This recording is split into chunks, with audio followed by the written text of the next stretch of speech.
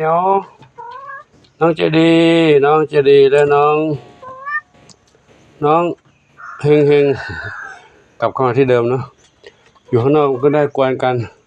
ได้กัดกับบุญสมกับเทาอ่อนโดยเฉพาะน้ำเพชรโดยเฉพาะนี่น้องเจดีเนี่ยคู่กับน้ำเพชรเฝ้าคู่ตลอดเลยนะออกไม่ได้เลย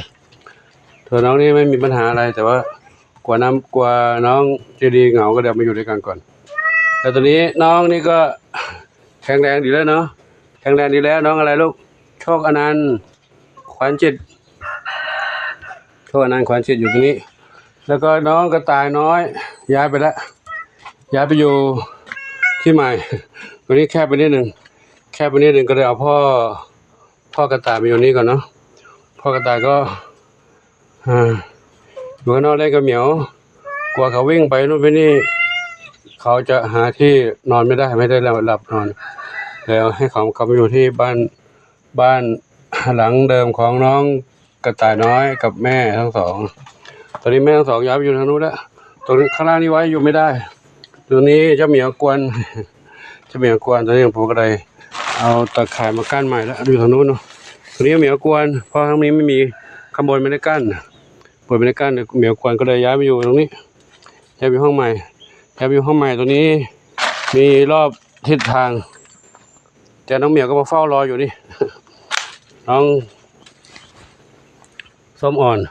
ทุกวันอยู่รอกวนลูกกระต่ายเนี่ยตอนนี้น้องกระต่ายอยู่ทางนู้นแหละพาน้องกระต่ายอยู่ทางนู้นอยู่ทางนี้เนาะคือข้างบนนี่เป็นห้องของใครห้องของแม่ดำดวดกับน้องสีจมูกเด่นสีหน้าส้มอยู่ตรงนี้แต่เขาเอาอยู่ข้างนอกแล้วล่ะก็เลยข้างล่างนี้ว่างอยู่ปู่ก็เลยอาศัยตรงนี้ข้างบนนี้กั้นรอบได้แล้วก็ตรงนี้ก็ให้น้องกระต่ายมาอยู่ตรงนี้กันน้องกระต่ายเข้ามาอยู่นี่แหละมีทำมุ้งลวดให้ด้วยนะเพราะว่ากลัวเขาแอบออกมาเพราะตาข่ายตาใหญ่นิดหนึ่งก็เลยกั้นมุ้งลวดข้างนอกอีกชั้นหนึ่งเป็นสองชั้นเหมียวก็จะได้ไม่กวนน้องกระต่ายด้วยกระต่ายก็จะได้ไม่ต้องรอดออกมาด้วยเนาะให้เขาอยู่ตรงนี้ก็กว้างขึ้นเป็น2 เท่าแล้วก็ด้านบนนี้เมื่อก่อนเป็นบ้านของน้องปุยฝ้ายนะซึ่งพื้นทะลุไปแล้วก็ไม่เป็นไรพื้นก็ไม่ใส่แล้วทีนี้พื้นไม่ต้องใส่เพื่อจะได้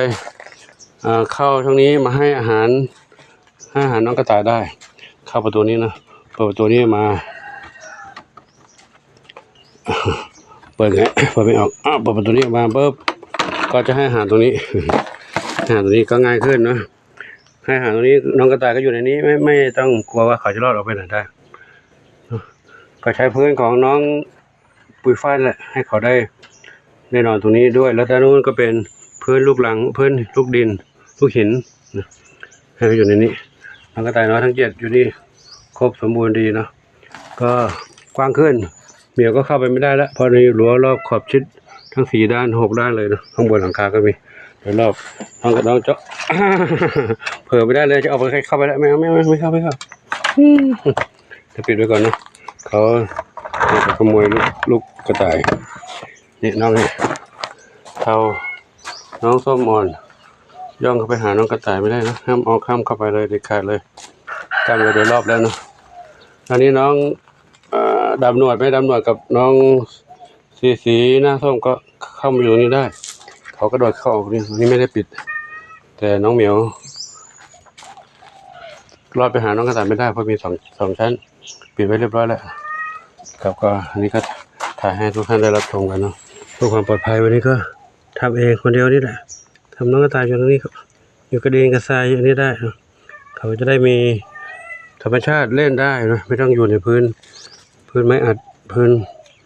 พลาสติกนะถ้าอยู่กองข้างบนเป็นพื้นที่ไม่เป็นธรรมชาติน้องกระต่ายก็ชอบธรรมชาติอยู่แล้วนะจะอยู่ตรงนี้ก็เลยคิดว่าน่าจะอยู่สบายดีนะก็ขอนำภาพบรรยากาศนี้ให้กับทุกท่านได้รับชมกันไว้เพียงเท่านี้ก่อนเนาะ แดดร้อนแล้วเนาะแดดร้อนแล้วนี่น้องเล็กอยู่นี่น้องส้มน้องเล็กน้องเหมียวเหมียวรุ่นรองล่าสุด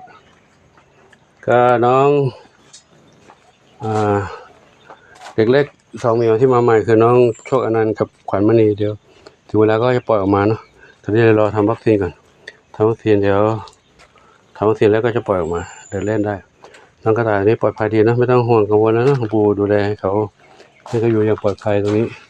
แต่น้องเหมียวจ้องจะเล่นด้วยคือเขาไม่กัดไม่กินนะเขาไม่เล่นแต่เขาจะเล่นเขาคิดว่าเป็นหนูสังเกตเห็นเขาจับหนูมาจากทุ่งนาหนูนาจับมาเขาก็มาหยอกล้อเล่นเขาจะเล่นแรง เล่นแรงนะน้องหนูเขาตัวเล็กสู้แรงเหมียวไม่ได้จับโยนแย่งกันไปแย่งกันมาโยนรับสุดท้ายก็ตายนะก็ขอนำภาพบรรยากาศนี้ให้กับทุกท่านได้รับชมกันไว้วันนี้ก็ขออนุโมทนาสาธุขอบุญกุศลทั้งหลายจงเป็นพระปัจจัยนุนำค้ำชูให้ทุกคนทุกท่านที่มีความรักความเมตตาต่อน้องเหมียวน้องไก่น้องเต่าน้องกระต่ายจงพบความสุขความเจริญมีความสุขกายสุขใจปรารถนาสิ่งใดขอได้สมความมุ่งมั่นปรารถนาทุกการทุกคนทุกท่านเถิดสำหรับที่นี้ขออยู่ดีไว้ที่นี้ก่อนเนาะอาจารย์ไม่ได้เห็นน้องเหมียวทุกๆเหมียวเพราะหลวงปู่อยู่ตรงนี้น้องอะไรมานี่น้องอะไรมานี่พันษามานี่พันษาก็อ้อนหลวงปู่ก็อ้อนหลวงปู่จะไปอยู่กับกระต่ายไหมอยู่กับกระต่ายไหมอยู่กับกระต่ายไหมมากันแล้วมากันแล้วเด็กชอบอ้อนชอบเล่นกับหลวงปู่กันทำงานมาด้วยเล่นกับเหมียวมาด้วยก็เพลินใจดีนะครับก็อยู่ที่ประเทศกันเนาะโมทนาสาธุท่านนี้ก็เป็นป่ากล้วยก็มีร่มเงาได้ให้น้องเหมียวได้พักผ่อนกันได้อยู่มีบ้านหลังน้อยๆให้เขาได้ขึ้นอยู่แต่เขาไม่อยู่แล้วเขาอยู่ข้างล่างอยู่กับดินมากกว่าเล่นอยู่กับดินนี่นะ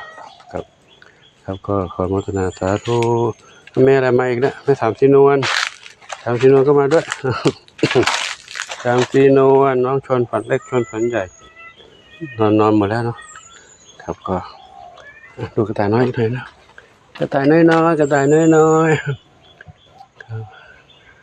น้อยก็กินอาหารเม็ดละเจ็บ